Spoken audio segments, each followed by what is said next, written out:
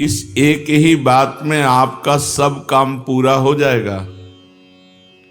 कोई चाह बाकी नहीं रहेगी, कोई काम बाकी नहीं रहेगा। अभी से रटना शुरू कर दो भगवान का नाम, राधा राधा कृष्ण कृष्ण हरि हरि। अगर हृदय में भाव कम हो तो भी चलेगा, आप कहना शुरू कर दो। कहते कहते नकल भी असल हो जाती है। काम धंधा करते हुए, रसोई बनाते हुए, झाड़ू देते हुए, जल भरते हुए, अपना व्यापार करते हुए, नौकरी करते हुए, हर समय रटते रहो राधा राधा राधा। नियम अगर आप ले लें कि 5 मिनट में एक बार भगवान का स्मरण करेंगे, अर्थात कोई भी 5 मिनट खाली नहीं जाने पाएगा। अगर ये कर सको तो बहुत जल्दी 24 घंटे भजन होने लगेगा। हमको केवल दिमाग में ये रखना है कि कोई भी 5 मिनट बिना सुमिरन के नहीं निकलना चाहिए। एक बार राधा बोले 5 मिनट की फुर्सत, फिर एक बार राधा बोले 5 मिनट की फुर्सत। चाहे जो काम कर रहे हो 5 मिनट में एक बार राधा बोल दो, फिर इसका कमाल देखो, आप अपने जीवन का परिवर्तन देखो, फिर आप अपनी कामनाओं की पूर्ति का वो मंगलमय महोत्सव देखो। करके तो देखो। बड़े बड़े कठिन काम कर रहे हैं लोग, धन प्राप्ति के लिए, मान प्राप्ति के लिए, यश प्राप्ति के लिए और लेकिन हम तुमसे कह रहे हैं कि नाम जप करके देखो। कोई भी काम कर रहे हो 5 मिनट में एक बार रुक जाओ राधा, फिर काम शुरू कर दो। 5 मिनट में फिर बोलो राधा, और जब खाली समय हो तो हर समय राधा राधा। कोई चाह बाकी नहीं रह जाएगी, सब चाहें पूरी हो जाएंगी। फिर तुम्हारे लिए कोई कर्तव्य नहीं, इसी से भगवत प्राप्ति हो जाएगी। यदि 5 मिनट आपके एक दिन खाली चले गए, आपने नाम जप नहीं किया, तो उस दिन उपवास करो। हमारा नियम टूट गया तो नियम में आ जाओगे। 5 मिनट में एक बार राधा और सब कामनाओं की पूर्ति, इसी से भगवत प्राप्ति। खाली समय में खूब नाम जप करो, और जब आप कार्यरत हो तो हर 5 मिनट में रुक कर एक बार राधा बोलो। यदि 5 मिनट क्रॉस हो गया, आपने राधा नहीं जपा, तो उस दिन उपवास करो, अन्न नहीं पाएंगे। आज हमारा नियम टूट गया। फिर आप देखो इसका चमत्कार। जब नींद आती है तब ये 5 मिनट वाला नियम नहीं चल पाएगा। उसके लिए चर्चा हुई कि यदि हम गाढ़ नाम चिंतन करते हुए सो गए तो हमारा वो सोना भी भजन माना जाएगा। पर जब जग गए, मानो 12 बजे रात के जग गए, फिर हमारा 5 मिनट वाला नियम लागू। जागृत में हम 5 मिनट खाली नहीं जाने देंगे, और सोते समय खूब नाम जप करते हुए सोएंगे तो वो निद्रा भी भजन माना जाएगा। मन लागे चाहे ना लगे, तुम जपना मत छोड़ो, करके देखो। इसमें लाभ ही लाभ है, हानि तो कोई है नहीं, साइड इफेक्ट तो है ही नहीं। नाम में कोई साइड इफेक्ट, अन्य साधनाओं में तो ऐसा होता है कि ये त्रुटि हुई, तो ऐसा नाम में नहीं। भगवान के सामने प्रार्थना करो, भगवान को सामने देखते हुए, प्रभु मुझे आपका स्मरण चाहिए, आपका भजन चाहिए। भगवान की याद आ रही बिना चेष्टा के, नाच पड़ो, भगवान तुम्हें याद कर रहे हैं। आपने चेष्टा नहीं कि अपने आप प्रिया प्रीतम की याद आ रही, श्री जी आपको याद कर रहे हैं। खुशी से नाच पड़ो, भगवान कृपा करके तुम्हें याद कर रहे हैं। अचानक चित्तवृत्ति भगवान में गई तो ये आपकी नहीं गई, भगवान आपको याद कर रहे हैं, प्रभु आपको याद कर रहे हैं, तब आपकी चित्तवृत्ति डूबी। कोई भी भक्त ऐसा नहीं कह सकता कि मैं सर्वथा निष्पाप हूं। अगर वो कहता तो झूठा, निष्पाप होता तो मृत्युलोक में जन्म क्यों होता? मृत्युलोक का शरीर बनता ही शुभ अशुभ कर्मों से है। इस शरीर की रचना ही दो कर्म से होती है। अगर शुभ कर्म है तो देव शरीर, अशुभ कर्म है तो यातना शरीर, शुभ अशुभ कर्म है तो मनुष्य लोक में। इस मृत्यु लोक में जन्मता वही है जिसका कुछ पाप होता है, कुछ पुण्य होता है। तो निष्पाप तो हुआ नहीं, पर भगवान ने उनको माफ करके उनके पाप मिटाकर उनको महात्मा बनाया कि नहीं बनाया? भगवान उनको प्राप्त हुए तो हमारा भी कल्याण हो सकता है। सर्वथा निष्पाप और पवित्र होकर भगवान की प्राप्ति भगवान के स्मरण से होती है। ऐसी ताकत और किसी साधन में नहीं, केवल भगवान के नाम जप में है।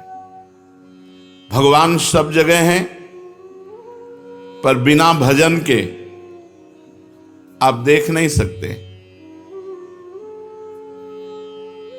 भजन वो प्रक्रिया है जिससे भगवान देखते हैं। जैसे दूध में बूंद बूंद पे घी है, पर वो पूड़ी नहीं पका सकता, उसकी प्रक्रिया है, फिर घी निकलेगा। ऐसे ही सर्वत्र भगवान है, हमारे काम में आने वाले नहीं।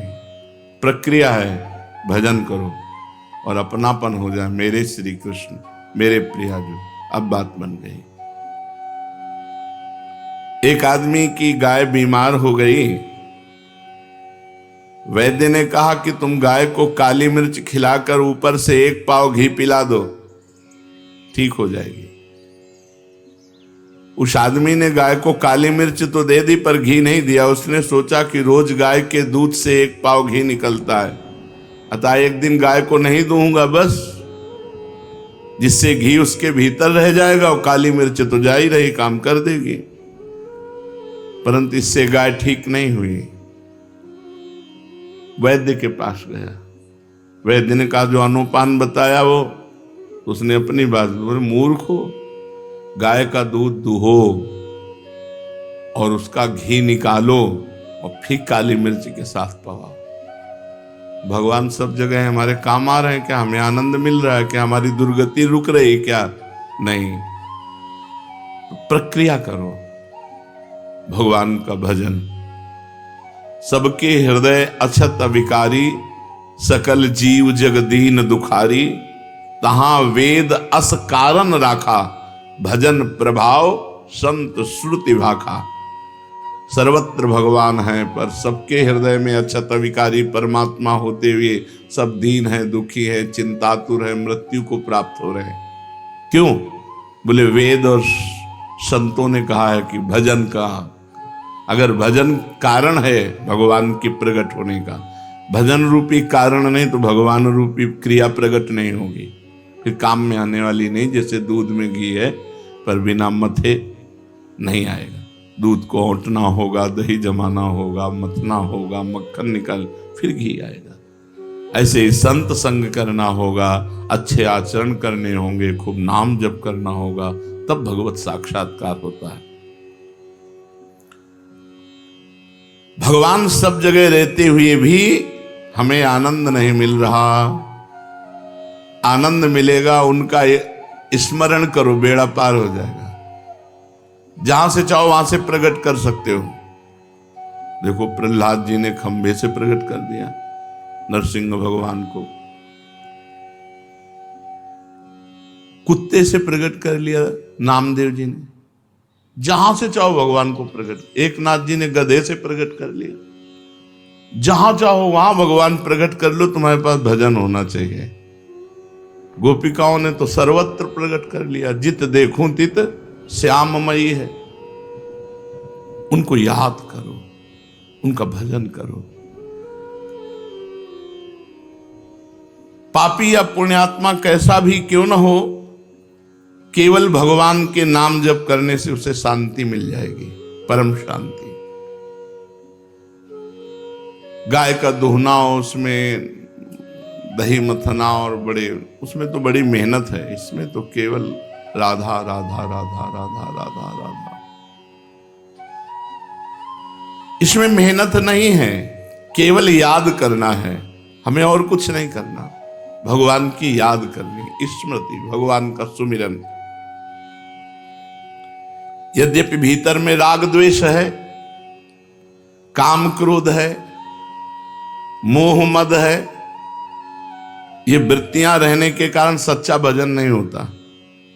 फिर भी आप बार बार भजन कीजिए, बार बार नाम जप कीजिए। जैसे पुरानी मोटर एक बार में स्टार्ट नहीं होती, 10-12 बार किसी न किसी झटके में स्टार्ट हो जाएगी। ऐसे ही हम बार बार राधा राधा राधा राधा, तो किसी में एक में कनेक्शन मिल गया, स्टार्ट हो गया राधा राधा राधा राधा राधा राधा। भगवत प्राप्ति का सबसे सरल उपाय है भगवान का नाम जप, और वो भी व्याकुलता पूर्वक। तद्विस्मरणेन परम व्याकुलते, अगर थोड़ा भी छूटे तो हृदय में व्याकुलता हो जाए। ये सब साधनों में महान साधन है। इससे पापी, पुण्यात्मा, मूर्ख, विद्वान, जवान, बूढ़ा, स्त्री, पुरुष कोई भी कर सकता है, सबके लिए छूट है। भगवान का नाम जप रूपी साधन सबसे तेज साधन है। ज्ञान योग, कर्म योग, भक्ति योग आदि कोई उपाय समझ में ना आए तो कोई जरूरत नहीं, बस केवल तुम हृदय से पुकारो, हे प्रभु मैं आपको भूल न जाऊं, और खूब नाम जप करो। मंत्रों में अनुष्ठानों में उतनी शक्ति नहीं जितनी शक्ति आर्त भाव से भगवान को पुकारने में है। राधा राधा राधा। तुम बीमार हो, तुम्हारी बीमारी मिट जाएगी। तो तुम्हारी नहीं मिटी तो हमारी क्या मिट जाएगी? नहीं, जिसे कहे कि तुम बीमार हो, इसमें लिखा है सब बीमारी तुम्हारी मिट जाएगी। तुम्हारी किडनी फेल है, डायलिसिस होता है, बीमार हो तो तुम्हारी बीमारी नहीं। हम हर समय खूब आनंदित रहते हैं, श्री जी के बल से खूब प्रसन्न रहते हैं। कभी हमको शोक, दुख, एक सेकंड के लिए चिंता नहीं होती कि मैं बीमार हूं। वृंदावन में बैठा हूं, झूठ थोड़ी बोलूंगा, एक सेकंड के लिए कभी गम नहीं होता कि मेरी किडनी फेल है, मैं बीमार हूं। हर समय उत्साह, आनंद। राम बाण सब रोगों की एक औषधि, भगवान का नाम। गोस्वामी तुलसीदास जी महाराज, जासु नाम भव भेषज हरनि घोर त्रयशूल, जिसका नाम दैहिक दैविक भौतिक तापों का नाश करने वाला और भव रोग की अचूक रामबाण औषधि नाम। जासु नाम भव भेषज हरनि घोर त्रयशूल। कल्याण की प्राप्ति का, मोक्ष की प्राप्ति का सुगम सीधा उपाय भीतर से नाम जप करते रहो, अंदर ही अंदर नाम जप करते रहो। आपका कल्याण होगा होगा होगा। 3 बार कह रहे हैं, नहीं तो मैं आपका अपराधी। देखो महापुरुषों के वचन, आप हृदय से भगवान का नाम जप करो।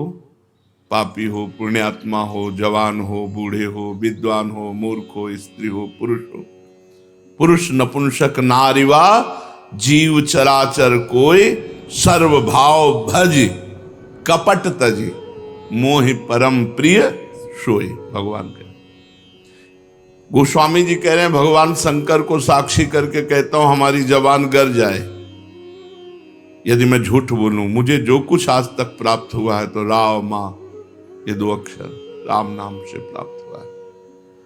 हरिवंश महाप्रभु कहते हैं, रसना कटो जो अन रटो, निरखी अन फुटो नयन, श्रवण फुटो जो अन सुनो, श्री राधा जस बहन। जो कुछ है सब राधा राधा। तुम भीतर से नाम जब शुरू करो, आपका कल्याण होगा होगा होगा। नहीं होगा तो मेरे को दंड देना, मैं अपराधी हूं, मैं आपका अपराधी हूं। देखो महापुरुषों ने कहा, मेरी सौ भैया कृष्ण गुण संच, तुम्हें हमारी कसम है, तुम कृष्ण के नाम गुणों का गायन करो, यही परलोक सकल सुख पावत, इस लोक में और परलोक में समस्त सुख तुम्हें प्राप्त हो जाएंगे। गोविंद दुहाई भाई जुन सेवो श्यामा हरि, तुम्हें गोविंद की कसम है, यदि श्यामा श्याम का सेवन न करो, सुमिरन न करो। ये बड़े बड़े महापुरुष। कलयुग से बचना है तो हरदम भगवान का नाम जपना है, नहीं तो मार डालेगा। कलयुग की बहुत कुचाल, बुद्धि को भ्रष्ट कर देता है। अगर वो नाम जापक, तो उसके विचार आते, नहीं मैं ऐसा नहीं कर सकता, अरे नहीं करो यार, नहीं, मुझे जेल हो सकती है, मुझे मार पड़ सकती है, मुझे फांसी की सजा मिल सकती, मैं ऐसा नहीं। भजन तत्काल परिणाम दिखाता है, ऐसा मत करो। और जो भजन विहीन है, जो होगा देखा जाएगा। अब क्या देखने लायक, हथकड़ियों से जकड़ करके। अगर कलयुग से बचना है, पाए जान जगत में सब जन कपटी कुटिल कलयुगी टंच, कहीं विश्वास लायक नहीं है। विश्वास है तो भगवान का, मनुष्य का। कलयुग में मनुष्य पर विश्वास, जिससे विश्वास करके साथ जाओगे वही तुम्हारा गला घोंट देगा, वही तुम्हारे साथ अभद्र व्यवहार कर देगा। कलयुगी जीव पाए जान जगत में सब जन कपटी कुटिल कलयुगी टंचु, कलयुग बुद्धि भ्रष्ट कर देता है। अगर कलयुग के पापों से बचना है, कलयुग की चाल से बचना है, तो हरदम भगवान का नाम जप करते रहो, विश्वास कर लो।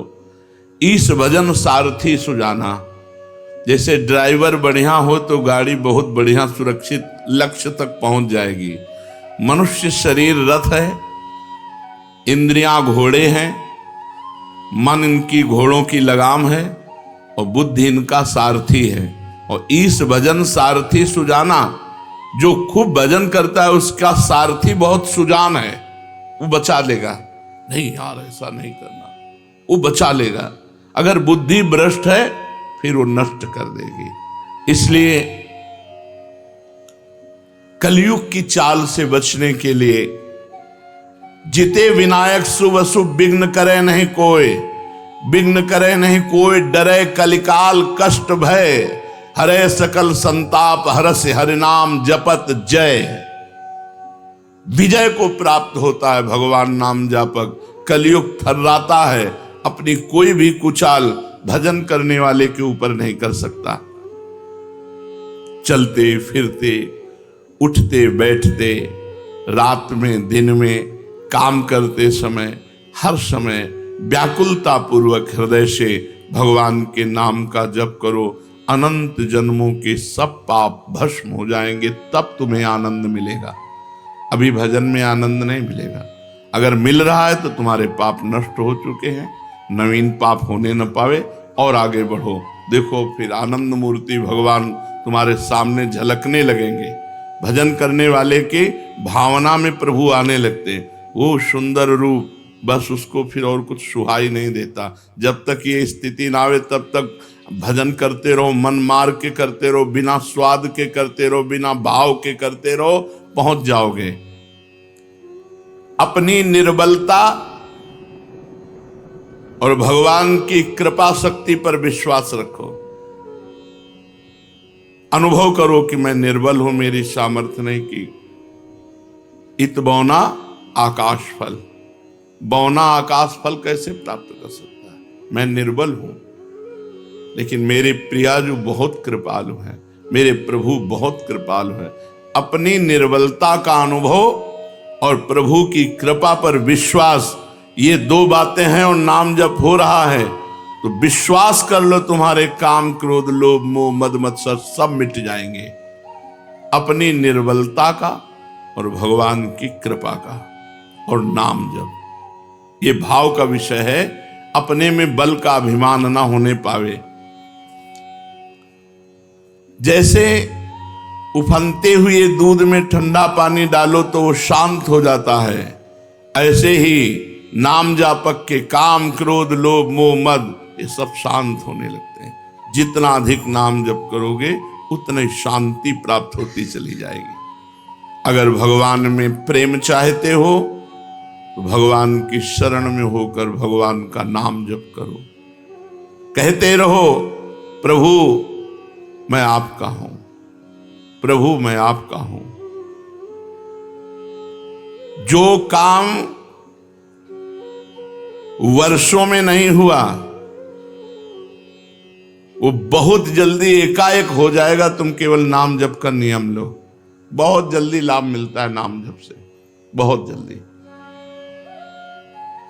भगवान के चरणों में पड़ जाओ, निश्चिंत हो जाओ, भगवान की कृपा तुम्हें घेरे हुए है, बस तुम केवल नाम जप करते रहो। काम तो बस इतना ही है, भगवान की शरण में होकर नाम जप करना, इतने से सब बेड़ा पार हो जाएगा। तुम्हें पता है भगवान में भी एक कमजोरी, जो सच्चे हृदय से भगवान का हो जाता है, भगवान उसे कभी छोड़ नहीं सकते, चाहे जितना बड़ा पाप कर ले। ये भगवान की कमजोरी है। यहां कह रहे हैं भगवान की बड़ी भारी पोल तुम्हें बता रहे हैं, जो सच्चे हृदय से हम तो प्रिया दो। अब उससे बड़े अपराध बन गए, बड़े पाप बन गए, भगवान उसे छोड़ नहीं सकते। सूरदास जी ने एक पद में लिखा है, विमुख भये निमिषहु न अकृपा, जब चित्ते तब वैसे। भगवान की तरफ पीठ करके संसार में चला गया, मनमानी आचरण किया, फिर होश आया, फिर लौटा तो देखा कि प्रभु अकृपा नहीं की, वैसे ही करुणा की हुई, वैसे ही प्यार, वैसे ही दुलार।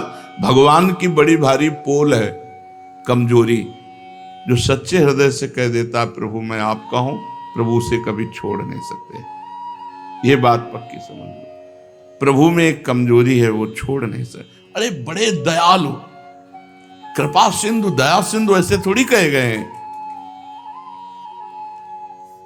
अगर आप सच्चे हृदय से पुकारो तो बहुत जल्दी आपके नेत्र गोचर हो जाएंगे।